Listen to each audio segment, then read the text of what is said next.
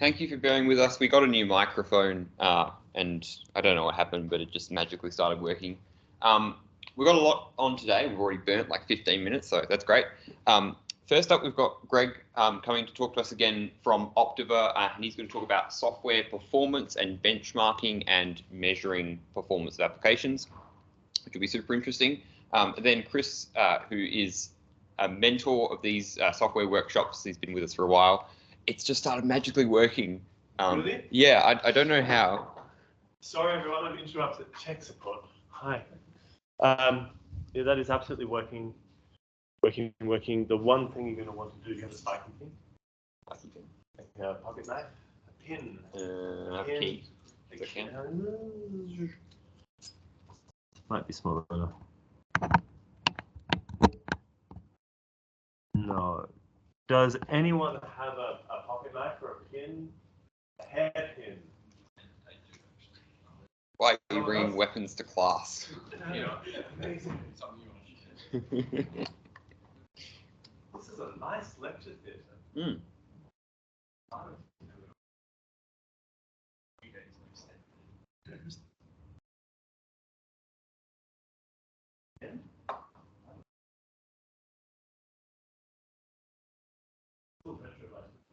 Thank you so much.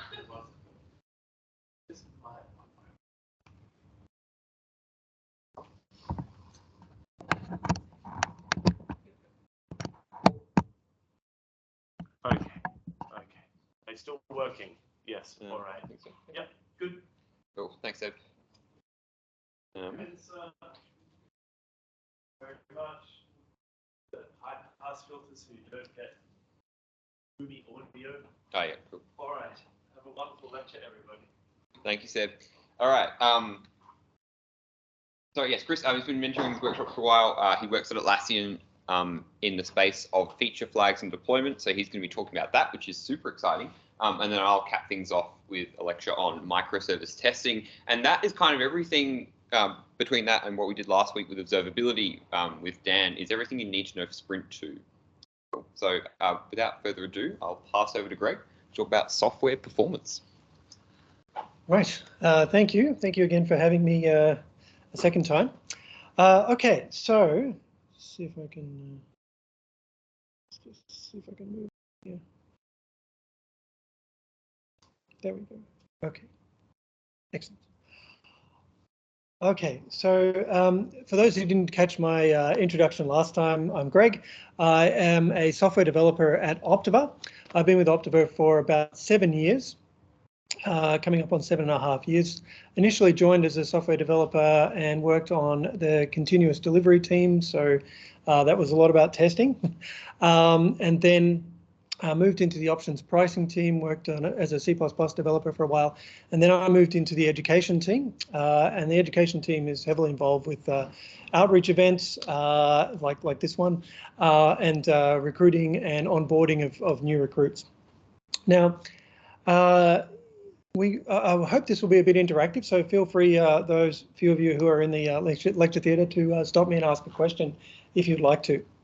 Basically, in Sprint 2, your task is to validate and deploy your microservice, if I've understood correctly.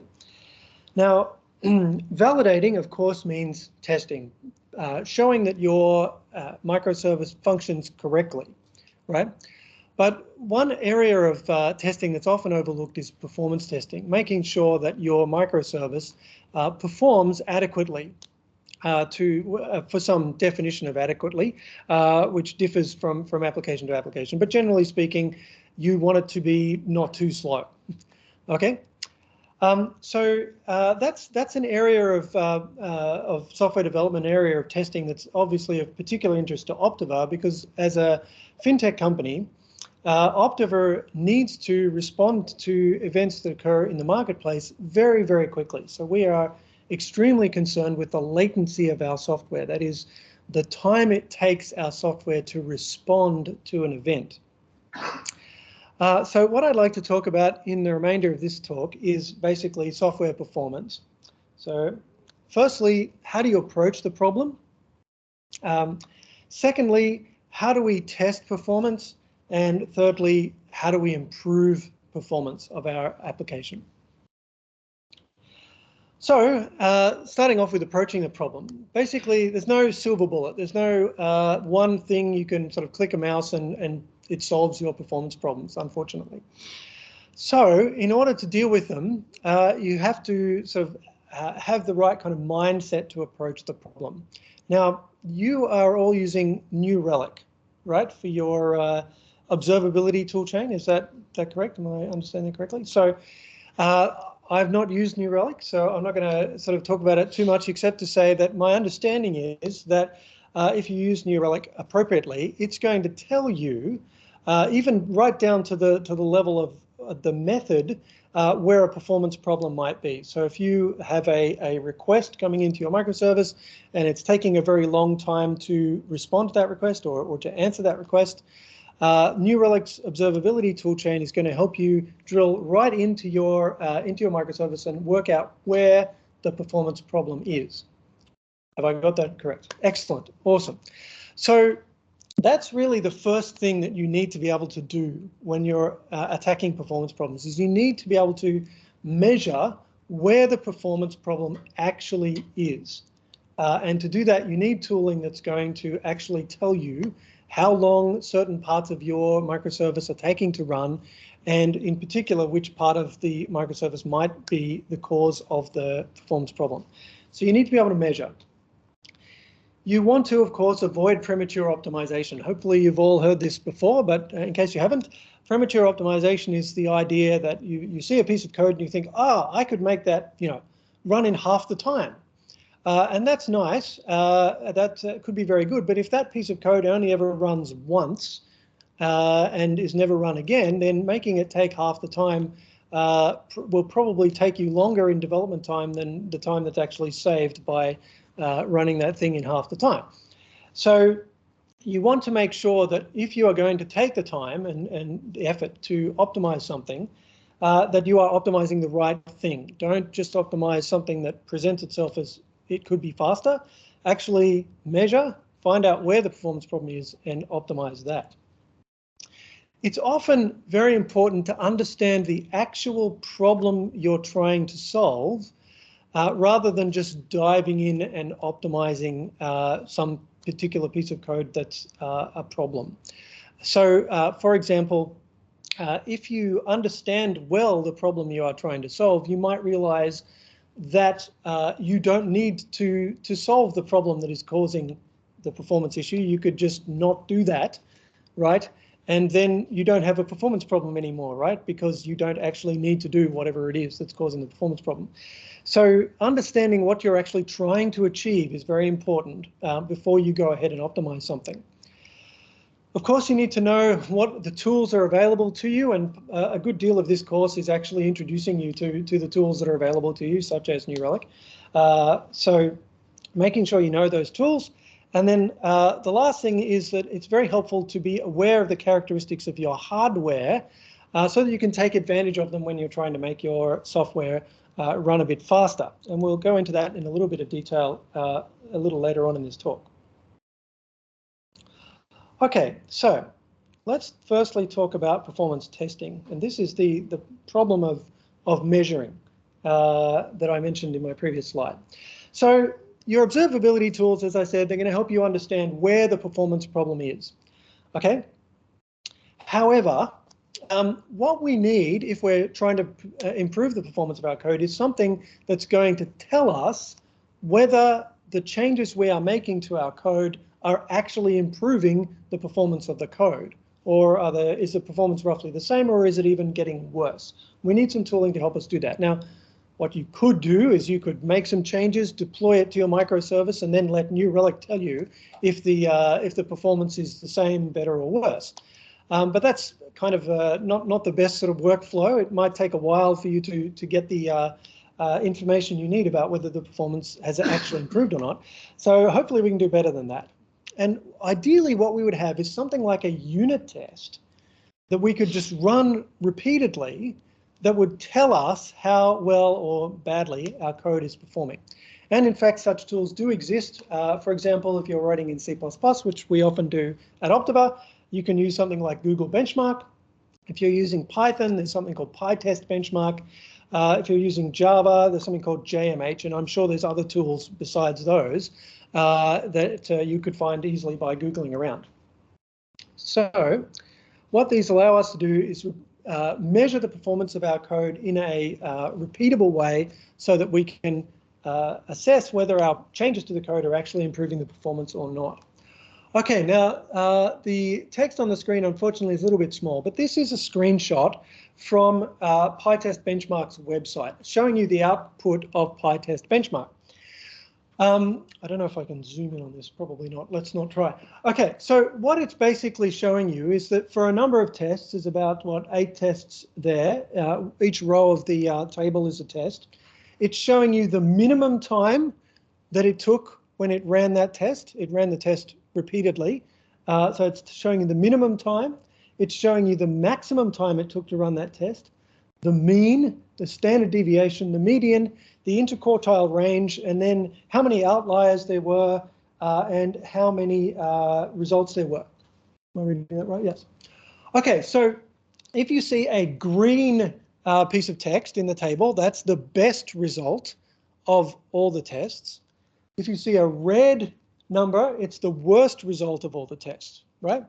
So if we look at this table, even without actually being able to read the numbers, what can we learn from this table? What's it trying to tell us? Anyone want to hazard a guess?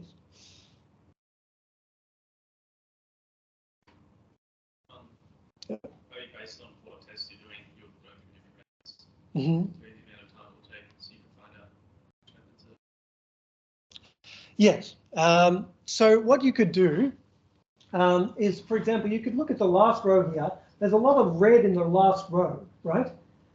So that test, it's called test_slower, right? So as we might expect, that test is the worst performing of all of them, okay? Except that its standard deviation is the best of all of them, okay? So if we were trying to diagnose and fix a performance problem, that would be a good place to focus, right? The other things that you can infer from this information are, for example, if a particular test has a low standard deviation, then we know it consistently takes around about the same amount of time. But if it has a very large standard deviation, of course, sometimes it runs very quickly and sometimes it runs very slowly. Yes? How many cards are the tests run for each? So it actually tells you over on the right-hand side, it says rounds. I thought it said results earlier, but it says rounds. Sorry, it's very hard to read. But basically, it's got a time limit. So it's trying to run as many tests as it can run within that time limit, and that's configurable. So it runs a bunch of tests basically, and then aggregates the results for you. So we can learn from this, for example, that some approaches are reasonably fast and some approaches are reasonably slow, but we can also tell what the distribution looks like.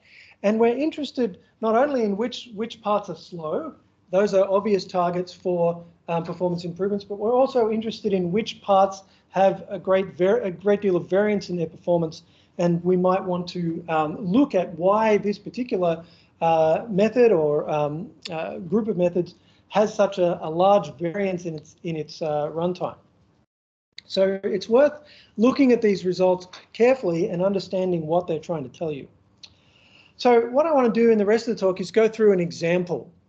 And the example comes from the world of market making. Optiver is a market maker, so you can understand why I want to use this example. And one of the pieces of information that we deal with very frequently at Optiver is something called an order book.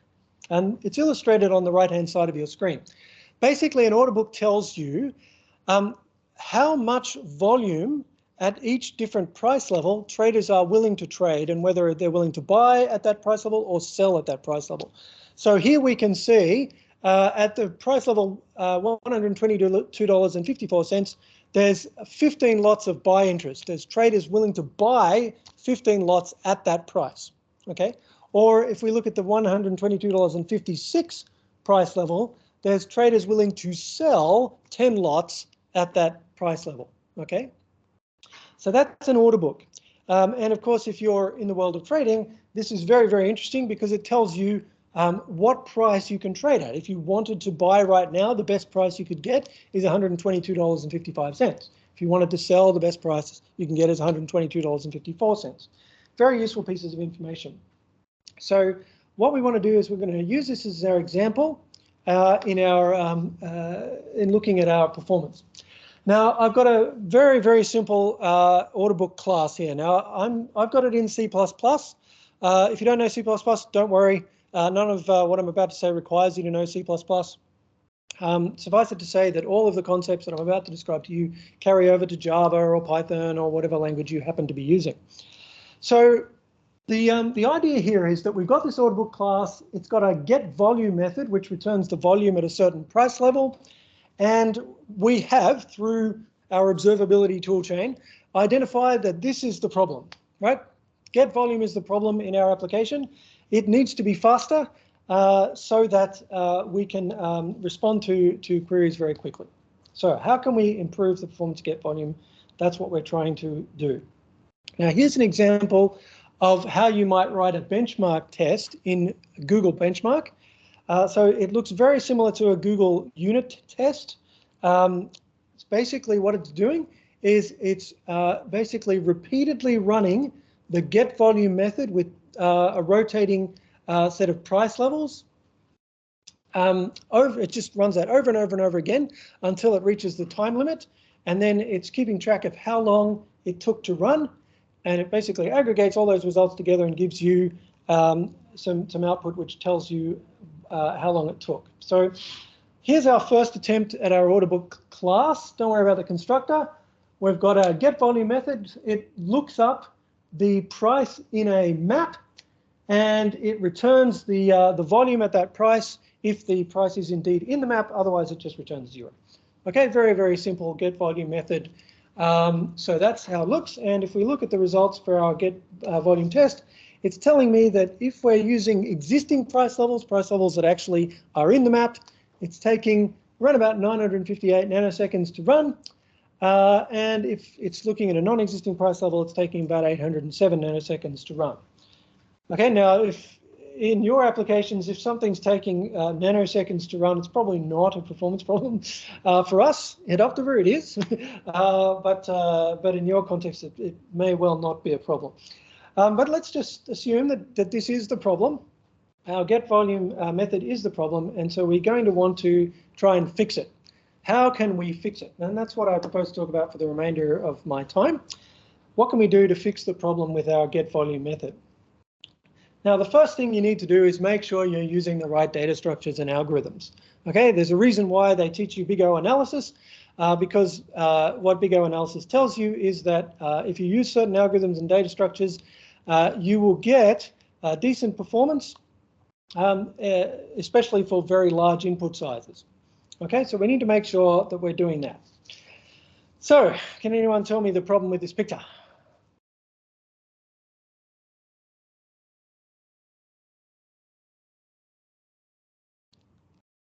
So it's actually, it's a very common mistake in C++. The problem is the std map. Problem there is std map. And turns out that std map is backed by a red-black tree. It's a tree map if you know Java. Okay, and so when you look up a price in a tree map, of course, what it's going to do is it's going to start at the root of the tree and follow the links down all the way down to until it finds the price that it's looking for. Okay, and if there's quite a lot of prices in the tree, then that can take some time. It's logarithmic time with respect to the size of the tree. But even that can be an issue if you're concerned about latency like Optiver is. Yes? I thought like log n, like that. It is, yes. For extremely large input sizes, log n is very, very efficient. If you've got a million things in your data structure, logarithmic time means it takes about 20 steps to search for the thing you're looking for, which is very good compared to 1 million. However, if you are concerned with the speed of this particular method, if you know this method needs to be faster, then the time it's taking to search that does matter. Okay. So what I'm trying to illustrate here is you need to make sure you understand what data structure you're using and what its performance characteristics are. Okay. So even though logarithmic performance is not bad for very large input sizes, actually what we really want here, of course, is a hash map, right? Because a hash map has constant lookup time, right? And constant is even better than logarithmic. So that's the first problem that we have. Now, to fix this problem in C++, we just simply change the std map to std unordered map, and that gives us a hash table rather than a tree map. So in Java, you're getting a hash map rather than a tree map, right? Yes? Okay, so now we've got order 1 lookup time on our map. So if we now rerun our benchmark, which we can do because it's just like a unit test, so we just fire off the test again, and now we get a result. And look at that, we've knocked the time better than in half. 415 nanoseconds for an existing price level and 290 for a non-existent price level. There we go. Boom. Okay, so that's the first thing to do, is make sure you're using the right data structures and algorithms, and that will be probably the most effective thing that you can do to address a performance problem in a piece of code. Well, what else can we do? What other things can crop up that might cause us a performance problem? So the next one I want to look at is hidden costs. So now, if you don't know C++, this is going to be a little bit strange to you. So let me just explain. If we look at this piece of code, it looks like it's pretty efficient, right? It looks like, okay, we've got a price. It's a string. Now, a string price might seem odd to you. Why isn't it a double? And the answer is, believe it or not, even in modern markets, there are protocols where things like prices are actually transmitted as strings rather than numeric types. And part of the reason for that is so that the decimal places, you don't have issues with, a decimal place being inaccurately represented in your double type. So we've got a price, it's a string. We're looking that up in our map. So that should be pretty fast. What could the problem possibly be? And the answer is on that mvolumes.find line, what we're having to do here is we're having to convert something called a string view into a string. Now, a string view is a very lightweight data structure. It has very little data in it, pretty much just a pointer. But a string actually has the contents of the string in it. So when the string view gets converted to a string, it actually has to build a string, copy the contents into the data buffer for the string. And that, worst of all, involves a memory allocation. And memory allocations are basically, sometimes they're very fast and sometimes they're very slow. So you want to avoid memory allocations, especially if you're concerned about latency. So that's the problem. The next problem that we've got here is that it's doing this memory allocation, which is a hidden cost. You may not realize is actually going on. So if we change our code now, so what I've done now is I've actually changed the map to be a map from string views to volumes. So instead of being a map of strings to longs, it's string views to longs. But the problem is I now need to store the prices. Okay, so I've now got an additional vector of prices, and that vector of prices is just there to actually store the strings. If I didn't have that there, then I wouldn't have anywhere that's actually storing the strings. So I've got a vector storing the strings, and then the map is just from a string view to a long. And so when I call mvolumes.find and look up a price in the map, there's no allocation. Yes? Yes. How do you? So when I create the data structure, the map and the vector, the first thing I do is I put the string in the vector, and then I put a string view which points to the string in the vector, into the map. When I get a string view as an argument to get volume, that's a different string view. But when you compare string views, it compares the contents, not the pointers, right? Yep. Does that? Yep. Okay. All right. So now when we do the lookup, we've got no memory allocations going on, no copying. All those hidden costs have gone away. So what is the cost now? Now we're down to 243 nanoseconds for an existing price level, 191 for a non-existent one. So we're getting even better. All right, what else can we do? Well, here's where knowing your hardware can come in. Okay, so in particular, the piece of hardware that is going to be of interest to us at this point is CPU caches. So basically, as I hope you're aware, your cache has your CPU, sorry, has probably 3 levels of caching in it: L1, L2, L3, that caching, the whole idea of the caching is to avoid the expensive cost of having to go to the RAM of your machine and bring data into the CPU. Relative to the speed of the CPU, going and getting data from RAM is very slow, so we use caches to try to mitigate that cost. Now, when you bring data in from the cache, you don't just bring in the piece of data that you care about. You actually bring in some of the data that comes a little bit before and a little bit after that data. And the reason you do that is because very often in computer programs, if you access one piece of information, it's very, very likely that you're going to access the thing either just before or just after it in the very near future. Okay, and so what we do is we bring in all that information so that next time we try to access a piece of data that's very close by in memory, it's probably going to be in the cache and it'll be a lot faster, right? So we can take advantage of that fact, right? If we arrange our data in memory such that it's very close together, then it will take advantage of the cache, this behavior of the cache of bringing in the data surrounding the one we're interested in, take advantage of that, and it should improve our performance. So if we look at a hash map in how it looks in memory, you've got a table or an array, which is illustrated at the top there. And then inside that, it's got pointers to buckets, basically containing the actual entries in the hash table. And each of those buckets is in a different location in memory, right?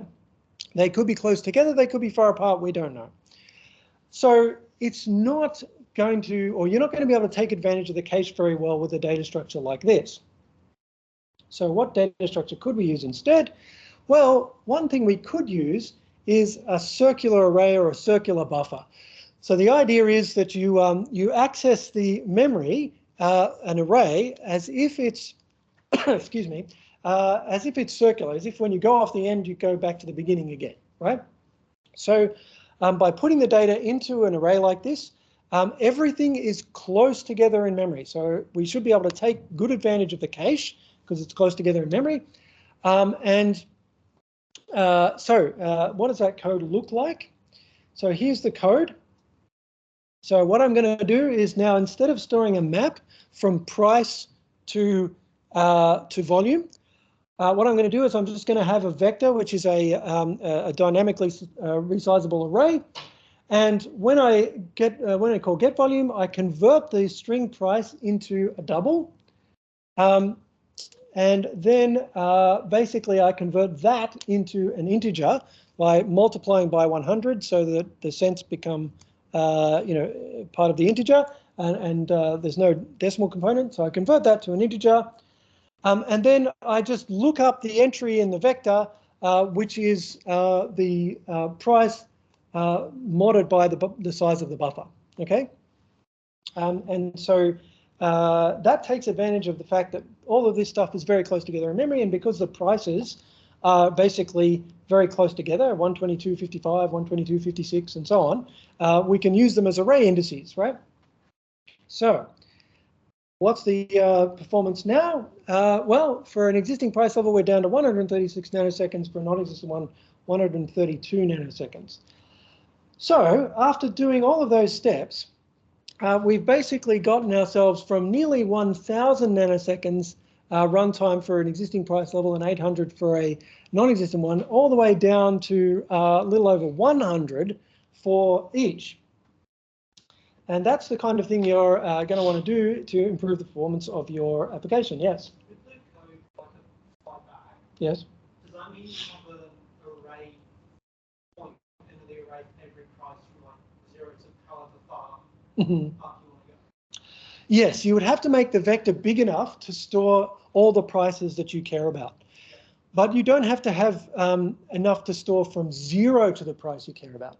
So let's say, for example, the prices that we care about are in the range, $100.00 to $200.00. Well, multiply that by 100 because of the cents, and then that's how many entries you need. And because we're using mod, we know that each one will get its own individual location in the array, and they won't collide with one another. But you do need to check that you never get a price less than 100 or greater than 200 in that case, right? Okay, all right, so that's pretty much all I wanted to cover today. Are there any questions?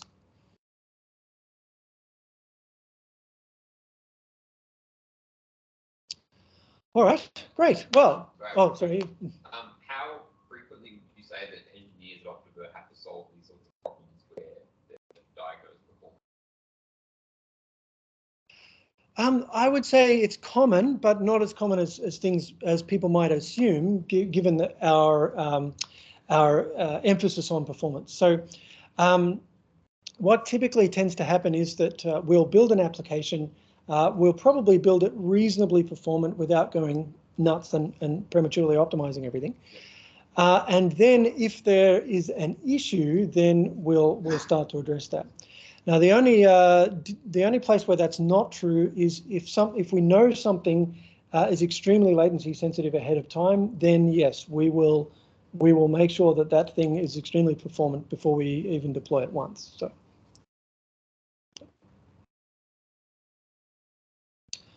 All right. Sorry. Yes. How much would you say is the trade between like utilizing more, like fixing your code? Good question. So at Optiva, we don't have an issue with buying hardware. We have enough money to just throw hardware at whatever problem we have. However, it's usually faster and easier to fix a software problem than it is to throw hardware at the problem. So if you think back to your training on big O analysis, right? The difference between an order n squared algorithm and an order n log n or order n algorithm is so large for large inputs that it dwarfs better hardware. You could take the world's best server and throw it at a problem, but if it's using an n squared algorithm and you can convert that into a ON or an n log n algorithm, the performance benefit you get from that change, that software change, is much better than what you get from the hardware change. So at Optiva, yeah, we do throw the best hardware we can at problems, but the software changes are the ones that really matter.